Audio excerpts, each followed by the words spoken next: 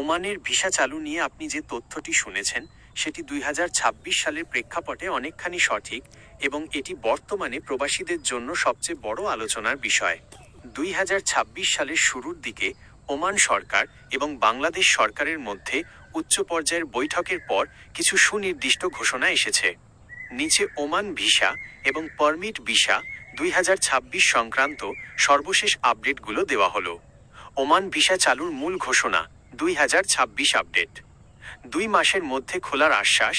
জানুয়ারি 2026-এর শেষে ওমানের শ্রমমন্ত্রীর সাথে বাংলাদেশের উপদেষ্টার বৈঠকের পর জানানো হয়েছে যে আগামী মার্চ বা এপ্রিল 2026-এর মধ্যে বাংলাদেশিদের জন্য নতুন কাজের ভিসা পর্যায়ক্রমে চালু হবে।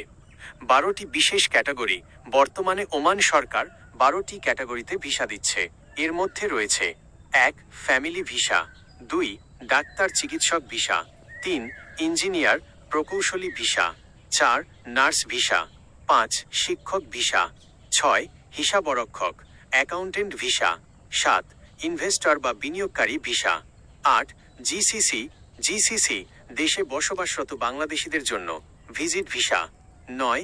এবং সব ধরনের সরকারি অফিশিয়াল ভিসা। পারমিট ভিসা 2026 অদক্ষ ও আধাদক্ষ কর্মীদের জন্য খবর।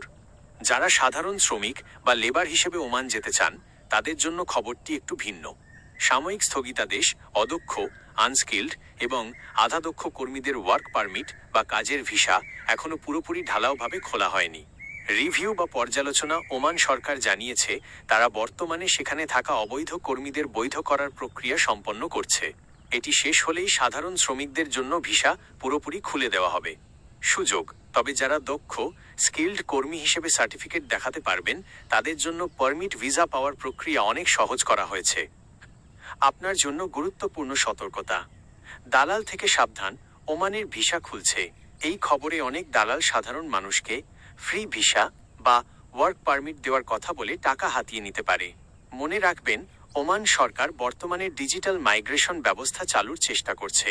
কোনো ভিসার টাকা দেওয়ার আগে সেটি ওমান দূতাবাসের মাধ্যমে যাচাই করে নিন। পরবর্তী পদক্ষেপ। আপনি যদি ওমান যাওয়ার পরিকল্পনা করেন তবে নিচের কাজগুলো এখনই করতে পারেন। 1.